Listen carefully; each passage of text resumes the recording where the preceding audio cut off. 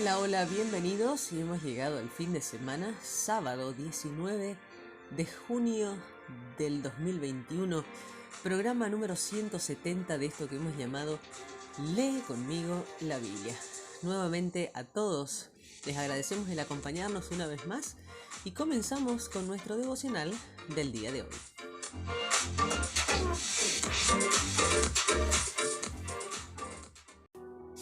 Y nuestro devocional del día de hoy se titula ¿Cómo descubrir los tesoros inagotables de la Biblia? Mi primer encuentro con Jesús fue por medio de la lectura bíblica. Desde entonces la he leído muchísimas veces e intento hacerlo casi todos los días de mi vida. Aunque muchas veces he leído cada pasaje de la Biblia, constantemente veo y descubro cosas nuevas. La Biblia está llena de tesoros inagotables para que tú leas y digieras, por medio de los cuales puedes encontrar a Dios. Pero no siempre es un libro fácil de entender. Un ingrediente clave para comprender mejor la Biblia es reconocer el lenguaje y el género literario que está usando el autor, es decir, el tipo de literatura que usa, y por lo tanto, lo que el autor pretende con ella. En el Salmo 75 leemos sobre las metáforas poderosas. Algo puede ser cierto sin ser literal. En este salmo vemos ejemplos de verdades expresadas mediante metáforas. La justicia de Dios es fundamento de nuestro universo. En el salmo de hoy encontramos al menos 4 metáforas acerca de la justicia de Dios, el mal y sus efectos. El salmista sabía, tan bien como nosotros, que la tierra no está sostenida literalmente por columnas. Está usando deliberadamente un lenguaje metafórico que tiene que ser leído como tal. Es el lenguaje de la poesía, el cual es tan cierto como la verdad literal. El estremecimiento de la tierra y de sus pueblos es una metáfora acerca de los efectos del mal. La inmoralidad socava la estabilidad de la tierra y de la sociedad. El Señor proclama que Él sostiene su creación por gracia. Yo soy quien afirma sus columnas. El poder y sus problemas. Los cuernos simbolizan el poder. De nuevo, la palabra se usa metafóricamente. Se trata de un lenguaje poético. Dios exalta el cuerno, es decir, el poder de los justos, y corta el cuerno o el poder de los impíos. El poder puede corromper fácilmente y llevar a la arrogancia. Dios dice a los arrogantes: no hagan gala de la soberbia. El misterio y su poder. La mano del Señor se usa como un símbolo de su grandeza y poder. Se trata de un lenguaje antropomórfico, en el que las palabras se usan para asignar una forma o atributo humanos o algo que no es humano.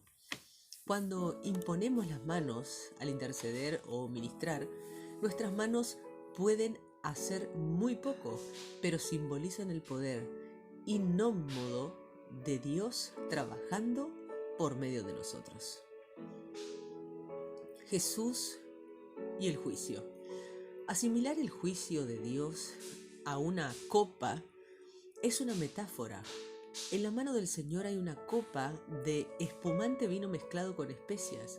Cuando Él lo derrame, todos los impíos de la tierra habrán de beberlo hasta las heces. En la cruz Jesús cargó en su propio cuerpo la copa del juicio de Dios. Habló de ello anticipadamente varias veces en Marcos, en Lucas, en Juan, y tomó sobre sí el juicio que nosotros merecíamos. El libro de Hechos, capítulo 13, nos habla sobre hechos históricos. ¿Cómo puedes estar seguro de que has sido perdonado? ¿Cómo saber que la muerte no es el final? ¿Cómo puedes estar seguro de que tendrás vida eterna? Puedes estar seguro de todo esto por los hechos históricos de la vida, muerte y resurrección de Jesús. Lucas estaba narrando la historia al principio de su trabajo de 2 volúmenes, Lucas y Hechos. Lucas dice que las pruebas de las narraciones de los testigos presenciales les han sido transmitidas Él ha investigado concienzudamente todo y ha escrito ordenadamente para que les llegues a tener plena seguridad de lo que te enseñaron. El pasaje de hoy describe la historia de los viajes de Pablo y da cuenta de su discurso. De la misma manera, Pablo habla en él de los hechos históricos. Vuelve a contar la historia del pueblo de Dios, los hechos históricos del Éxodo, los años del desierto, la conquista de Canaán, los jueces y los reyes. Todo ello para llegar hasta David, de cuyos descendientes vendría el Jesús histórico. Pablo prosigue centrándose en los hechos históricos de la muerte y en concreto la resurrección de Jesús, haciendo 4 afirmaciones acerca de la resurrección. Primero, la acción de Dios. Lo bajaron del madero y lo sepultaron. Pero Dios lo levantó de entre los muertos. Lo que Dios había prometido en el Antiguo Testamento lo cumplió en el Nuevo Testamento al resucitar a Jesús, como se había profetizado en el Antiguo Testamento, tal como está escrito en el 2.º Salmo. El hecho histórico. Dios lo resucitó. La resurrección no es una metáfora ni algo que se experimenta existencialmente solo dentro de nuestros corazones. Es, como dice Pablo, un hecho histórico. La resurrección física de Jesús ocurrió realmente. Jesús resucitó corporalmente de entre los muertos. Durante muchos días lo vieron los que habían subido con él de Galilea a Jerusalén, y ellos son ahora sus testigos ante el pueblo. Un suceso único. La resurrección de Jesús fue un suceso único en la historia. Pablo pone en contraste a Jesús con David, quien fue sepultado con sus antepasados y su cuerpo sufrió la corrupción. Puede que otros hayan sido resucitados para morir después, pero en cambio Jesús fue resucitado y su cuerpo nunca conoció la corrupción. Dios lo resucitó para que no volviera jamás a la corrupción. Las buenas noticias. Estas son las buenas nuevas que Pablo predicó. La resurrección significa que la cruz fue efectiva y el perdón de los pecados es posible. Todo aquel que cree que es justificado. Tu pasado ha sido arreglado y puedes vivir en una relación correcta con Dios. El hecho histórico de la resurrección tiene grandísimas implicaciones para tu vida y tu futuro. Si Jesús murió, fue sepultado y resucitado por Dios, eso significa que un día aquellos que crean en Él y hayan muerto serán resucitados por Dios para vida eterna. Primera de Reyes capítulos 6 y 7 nos habla de la representación simbólica. ¿Te has preguntado alguna vez si a Dios le interesan los detalles de tu vida? Como leemos en las instrucciones precisas para la construcción del templo, vemos con qué cuidado Dios preparó, anticipó y prefiguró aquel templo mucho más grande que se desvela en el Nuevo Testamento. Si Dios está tan preocupado acerca de los detalles de un edificio, puedes estar seguro de que le interesan aún más los detalles de tu vida. Si algo te importa, le importa también a Dios. La tipología trata de la representación simbólica. Es una parte clave de nuestra comprensión del Antiguo Testamento como cristianos. Algunas de las grandes verdades del Nuevo Testamento son anticipadas en la historia de la salvación del Antiguo Testamento. Por ejemplo, Adán es descrito como la figura o arquetipo de Cristo en Romanos capítulo 5. El templo del Antiguo Testamento puede ser visto como un prototipo del Nuevo Testamento, que es el pueblo de Dios. En este pasaje tenemos una descripción del templo en cuya construcción Salomón invirtió 7 años. Fue diseñado como la morada de la presencia de Dios en la tierra. Viviré entre los israelitas, dice el versículo 13. Por ende, la excelencia era de la mayor importancia porque era el lugar de la presencia de Dios y su nombre estaba en juego. Lo hicieron todo bien, todo lo que humanamente se podía. Era deslumbrante, no se escatimó en gastos. Si la excelencia era un valor altísimo para ellos, debería serlo aún más para nosotros ahora que la presencia de Dios está en nosotros. Merece la pena resaltar que Dios no tiene prisa. Salomón comenzó a construir el templo del Señor el cuarto año de su reinado en Israel, en el mes de Sif, que es el mes segundo. Habían transcurrido 480 años desde que los israelitas salieron de Egipto. El templo del Antiguo Testamento apunta hacia el pueblo de Dios. Nosotros somos la casa de Dios, del Dios viviente. Individualmente, Él vive en cada uno de nosotros. Tu cuerpo es el templo del Espíritu Santo. La iglesia es hoy el templo sagrado en el que Dios mora por su Espíritu. Esta es la casa de Dios hoy en día.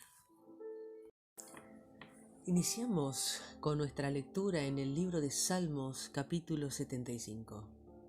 Te agradecemos, oh Dios, te damos gracias, pues estás cerca y la gente habla de las maravillas que haces. Tú dices, en el momento adecuado voy a juzgar con justicia. Cuando la tierra y todo lo que hay en ella tiemblan y están a punto de caer, soy yo quien les devuelvo las fuerzas. Les digo a los orgullosos, no sean presumidos. A los malos les digo, no sean arrogantes. No se les den de fuertes, ni sean testarudos. La importancia que uno tiene no viene del oriente, ni del occidente, ni del desierto. Dios es el único capaz de juzgar. A unos los humilla y a otros les da importancia. El Señor tiene en su mano una copa llena de vino espumoso mezclado con especias. Cuando lo derrame, todos los perversos de la tierra beberán hasta la última gota. Siempre estaré celebrando. Cantaré alabanzas al Dios de Jacob. Dios dice, le quitaré el poder a los perversos y se lo aumentaré a los justos. Hechos capítulo 13 versos 13 al 41.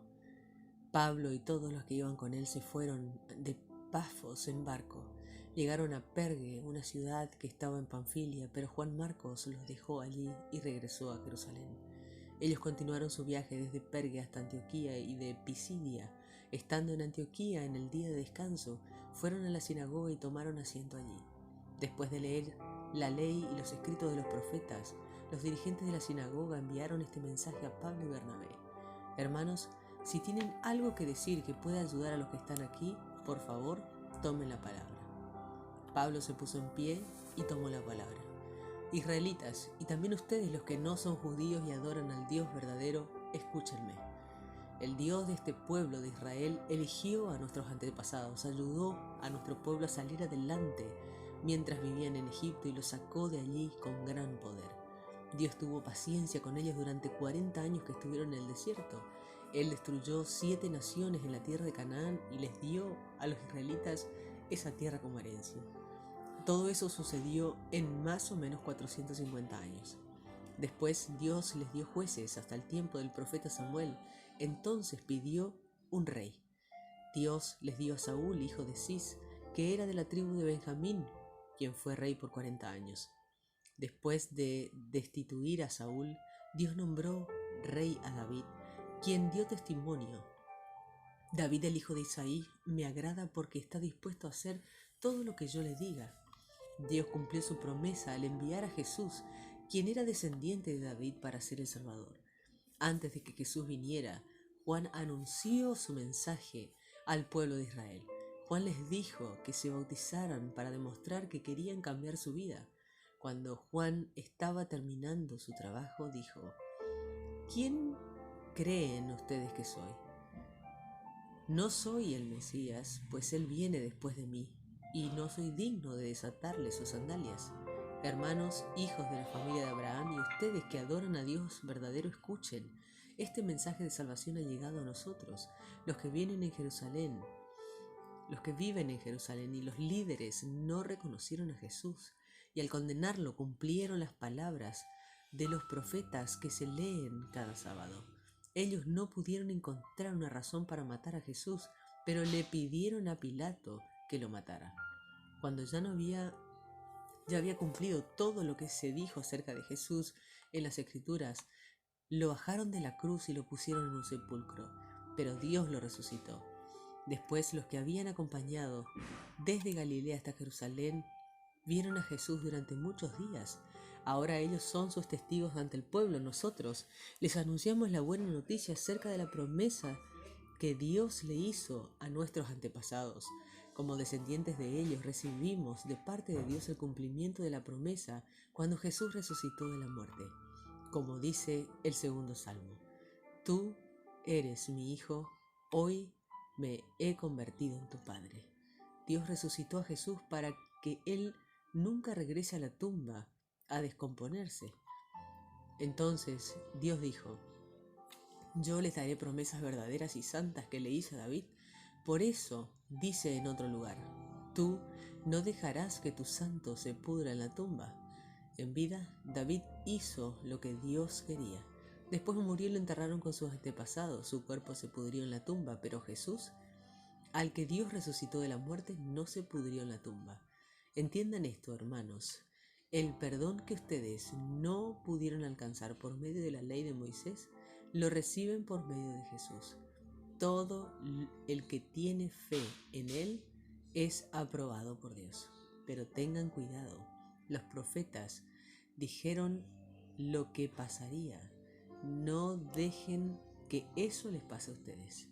Escuchen ustedes que dudan, asómbrense y desaparezcan, porque en su tiempo yo haré algo que ustedes no creerán, aun cuando alguien se los explique.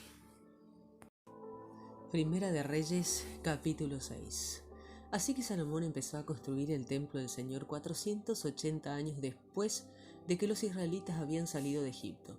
La obra se inició en el 4.º año del reinado de Salomón en Israel, en el mes de Sif, que es el segundo mes del año. El templo que el rey Salomón construyó para el Señor medía 27 metros de largo, por 9 metros de ancho, por 13 metros de alto.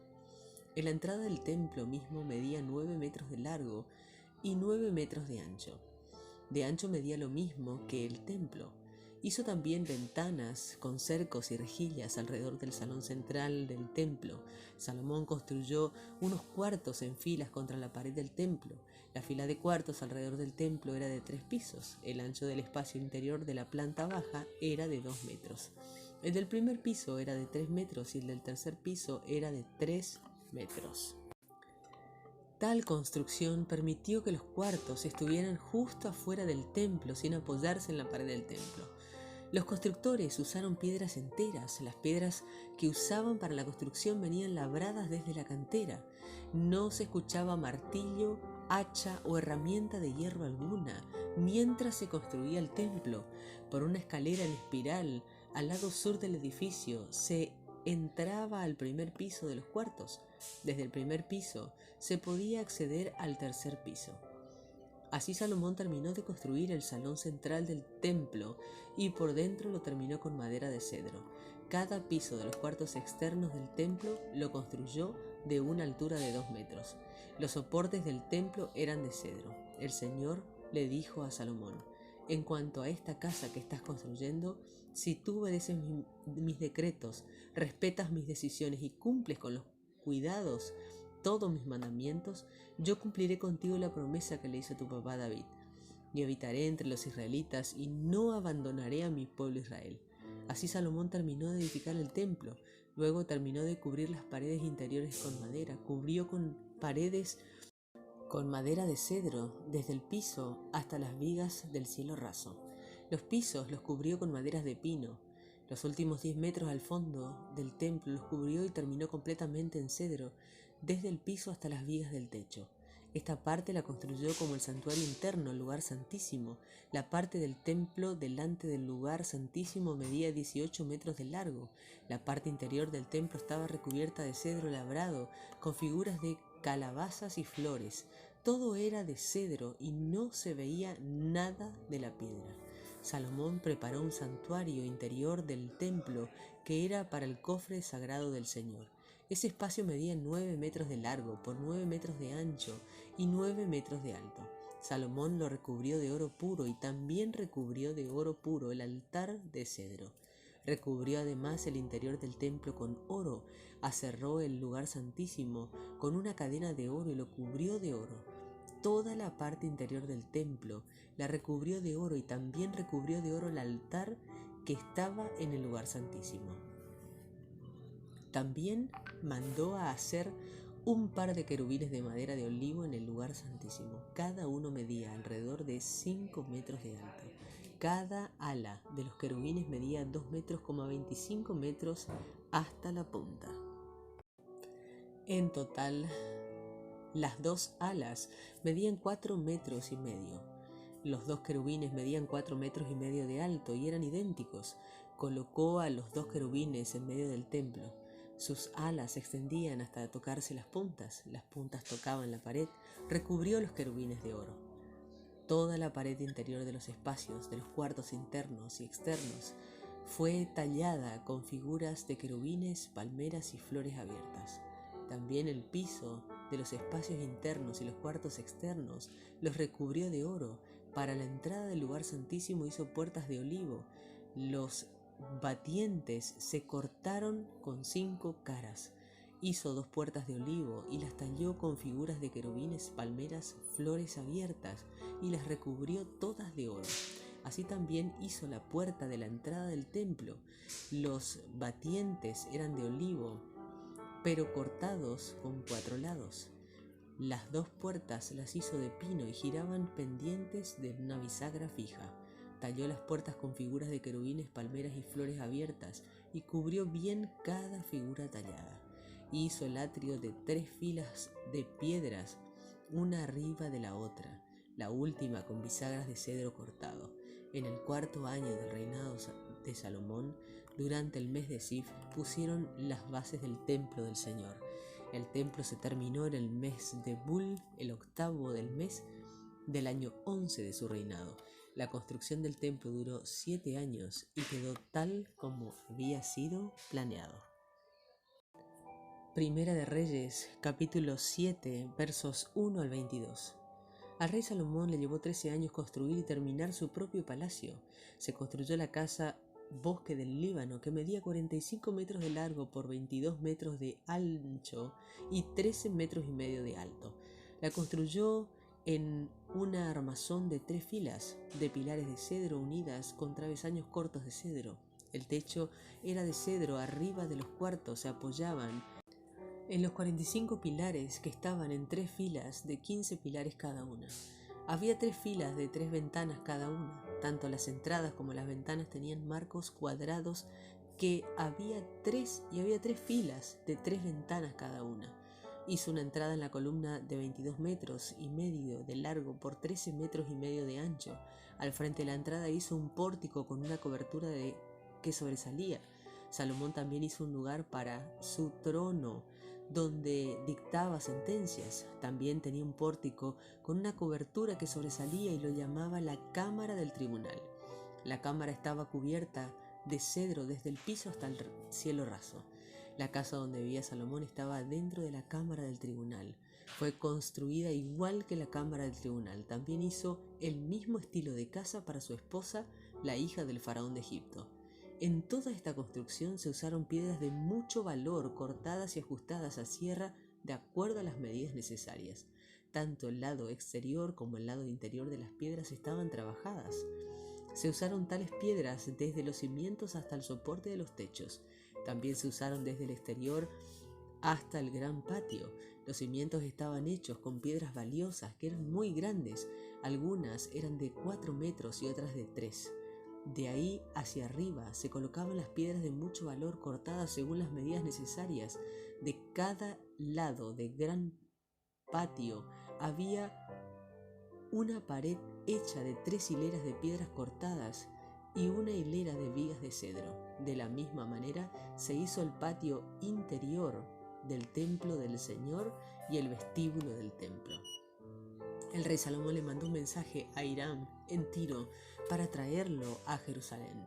La mamá de Hiram era una viuda israelita de la tribu de Neftalí. El papá era de Tiro y trabajaba el bronce. Hiram tenía mucha destreza y entendimiento y experiencia en la fabricación de artículos de bronce. Así que el rey Salomón pidió que viniera e Hiram aceptó ir.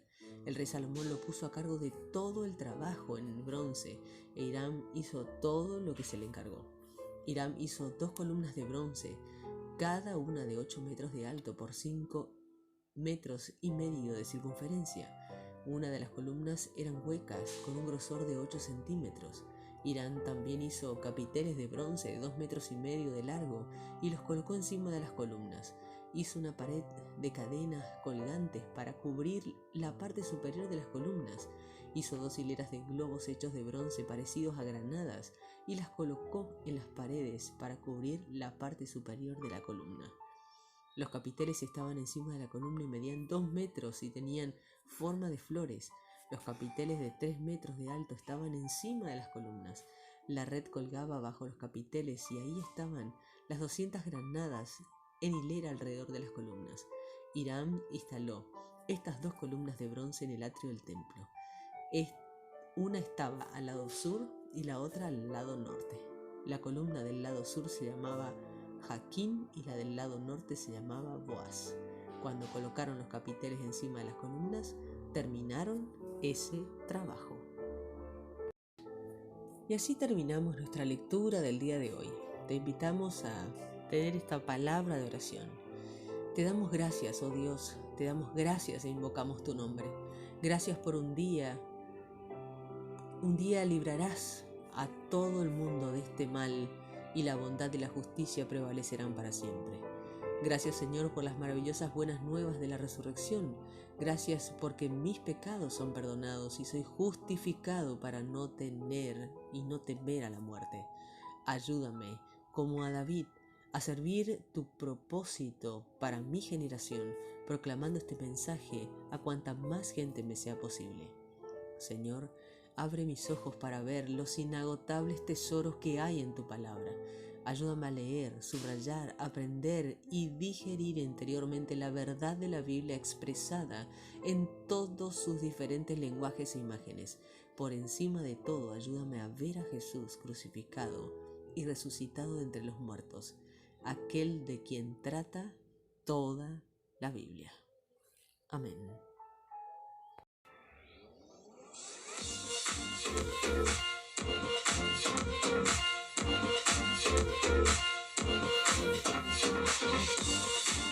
Final de nuestro programa número 70 en el día de hoy, sábado 19 de junio del 2021.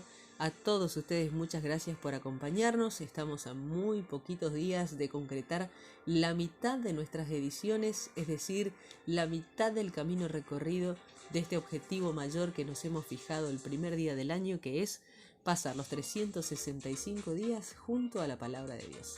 A todos ustedes un fuerte abrazo, muchas bendiciones y excelente fin de semana. Que pasen lindo y bendiciones.